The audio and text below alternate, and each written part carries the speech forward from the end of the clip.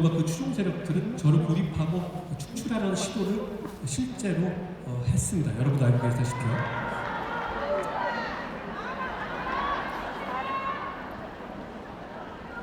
저는 그 상황에서 어떻게든 충돌은 줄이면서도 잘못은 바로잡기 위해서 노력했습니다. 대통령과 직접 부딪히는 것은 최소화하려 했고, 그래서 모든 이슈마다 다 나서는 게 아니라 참으면서 우선순위를 두고 의견을 전달했습니다. 그럼에도 불구하고 용산 대통령실과 추종 세력들은 제가 당대표가 된 직후부터 저를 당대표 직후에서 쫓아내기 위한 계획을 세웠고 실행했다고 저는 생각합니다.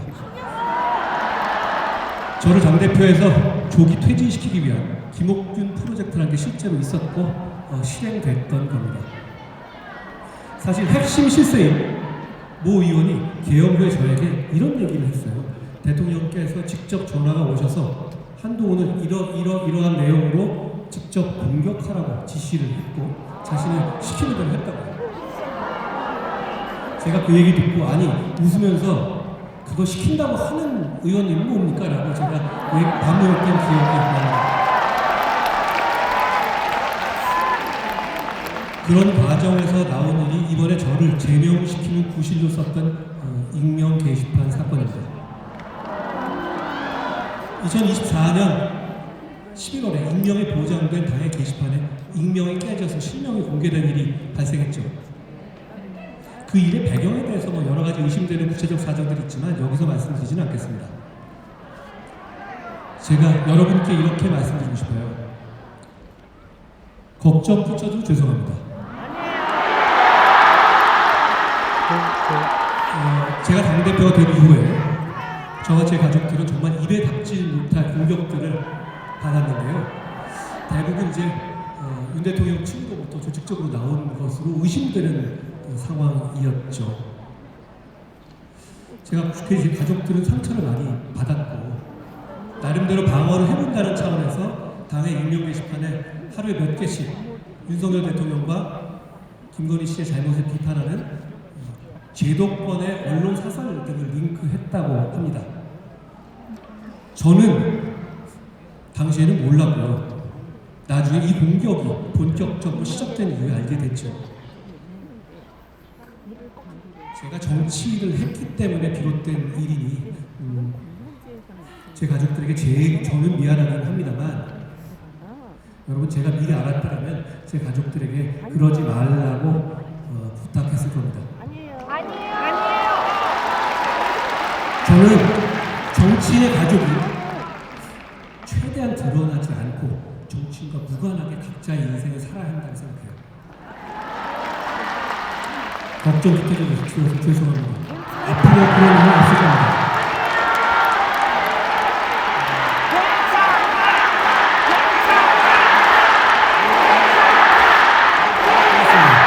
여러분, 이게 사실입니다. 그런데 저를 제명하고 찍어내려는 사람들에게는 사실이 무엇인지는 중요하지가 않습니다. 저를 제명해 두고 하기로 정해두고 진행한 것이 분명한 당의 당감이 윤리위는 제 가족이 쓰지도 않은 글을 제 가족이 쓴 거라고 완전히 조작해서 발표했습니다. 제 가족이 쓴 사설 같은 걸로는 문제 삼을 수 없으니까 조작한 걸로 보여요. 이 부분을 제가 경찰에 직접 고소해서 수사 중입니다. 조작이 드러나니까 이제는 장동혁 대표가 직접 나서서 당감이나 윤리위조차 근거가 없어서 발표하지도 못한 허위 내비셔를 떠들어댑니다. 만약에 그 말이 맞다면 그걸로 제명했어야죠. 여론 조작 전문 제3팀이 있다는데 조작이 드러나니까 내용이 문제가 아니라 여론 조작이 문제였다는데 하루에 글 몇 개를 무슨 여론 조작을 한다는 거예요? 언론에 보도되게 했다는 거예요. 그런 근거가 전혀 없습니다. 그런 적도 없고. 그러면서 근거 없이 횡설수설하고 있습니다. 한 최고위원은 저의 제명이 단계 때문이 아니라 저의 리더십 문제를 총합적으로 본 거다. 이렇게 얘기를 하더라고요. 결국 윤석열 대통령이 시작한 김옥균 프로젝트를 장도혁 대표가 마무리한 것입니다. 그러다가 갑자기 계엄이 선포됐습니다. 여러분, 저는 아직도 계엄을 왜 한 건지 모르겠어요. 계엄에 대한 얘기는 이어질 조갑재 대표님과의 대담에서 우리가 겪은 계엄들이라는 주제로 얘기를 나눌 테니까 제가 길게 말씀은 드리지 않겠습니다. 다만 여러분, 저는 이 대화를 한번 해보고 싶습니다. 계엄은 잘못이지만 탄핵은 하지 않았어야 되는 거 아니야 라고 생각하시는 분들과 저는 허심탄회한 대화를 나눠보고 싶어요. 이제는 그럴 때가 됐다고 생각합니다. 물론 그 마음을 충분히 이해합니다. 저도 질서 있는 조기 퇴진이 가능하다면 어떻게든 탄핵을 막아보려고 했으니까요. 폭주하는 민주당 정권에 정권 넘겨준 거 얼마나 싫겠습니까? 저도 그렇습니다. 그런데 저는 탄핵을 했더라도 한독수 옹립인이 한식으로 가지 않고 윤어게인 극복했다면 선거에서 충분히 해볼만 했다고 생각합니다. 이재명 파기 환송 판결도 있었기 때문에 윤석열과 이재명 모두를 극복했다면 이길 수 있었습니다. 그래서 더 안타깝습니다. 저는 탄핵이 아닌 길이 있을지 최선을 다해 찾았습니다. 그래서 윤 대통령 설득해서 조기 퇴진 약속, 이선 후퇴 약속을 받아내고 1차 탄핵을 기각시켰던 겁니다. 그게 대한민국을 위해서 좋은 길이라고 판단했습니다. 그러나 윤 대통령은 그 약속을 어겼습니다. 여러분, 많은 분이 잊으신 것 같은데 그날 일면 조간신문 탑 모두가 윤석열 대통령이 조기 퇴진을 거부하고 탄핵으로 가겠다는 제목이었던 것을 기억해 주십시오. 게다가 윤 대통령은 군 통수권을 포함한 모든 권한을 그대로 행사하겠다는 입장이었습니다. 탄핵하지 않았다면 유혈 충돌이 뻔히 예상되는 상황이었습니다. 저는 탄핵이 나라를 위해서, 보수 정치의 존속을 위해서 불가피하다고 판단했고 행동했습니다.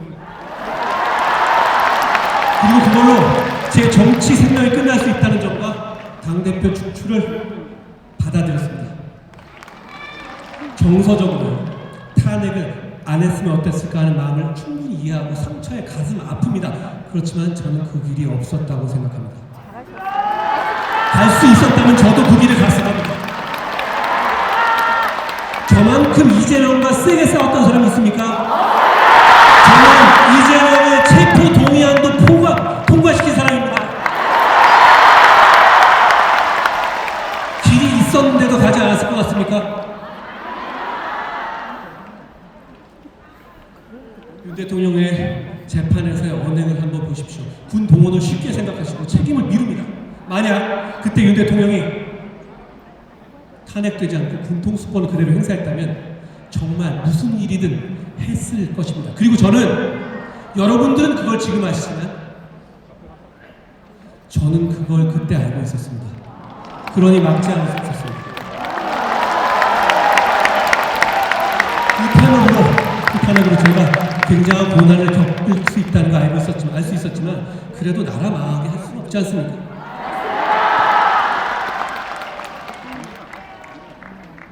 아까 언론 보도 보니까 생각나는데요. 여담입니다만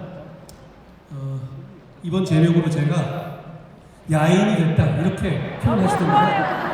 근데 원래 저는 1년 전부터 야인이었습니다. 저는 무엇이 되기 위해 정치하는 게 아니라 뭘 이루기 위해 정치합니다. 그러니까 제가 당대표든 장관이든 비상대책위원장이든 야인이든 마이너스 야인이든 상관없습니다. 저는 똑같이 여러분과 함께 가겠습니다.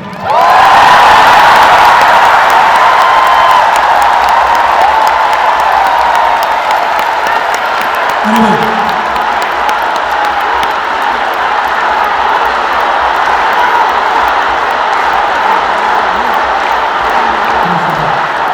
이제부터 제가 드릴 말씀 진짜 꼭 좋은 정치하겠습니다. 여러분, 제가 좋은 정치하겠다는 말 입버릇처럼 달고 다니죠?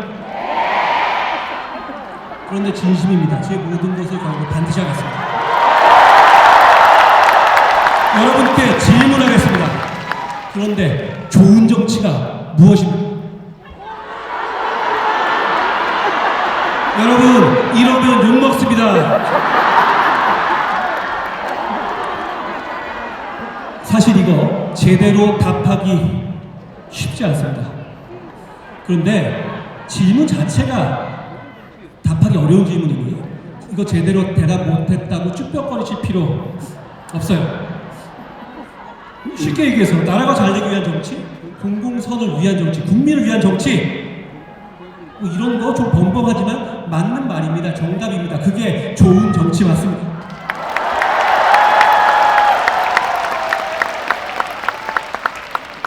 그런데 좀 공허하지 않습니까? 질문을 좀 바꿔보겠습니다. 2026년 대한민국에서 이런 좋은 정치를 지켜내기 위해서 꼭 내야 될 것이 뭐가 있을까요?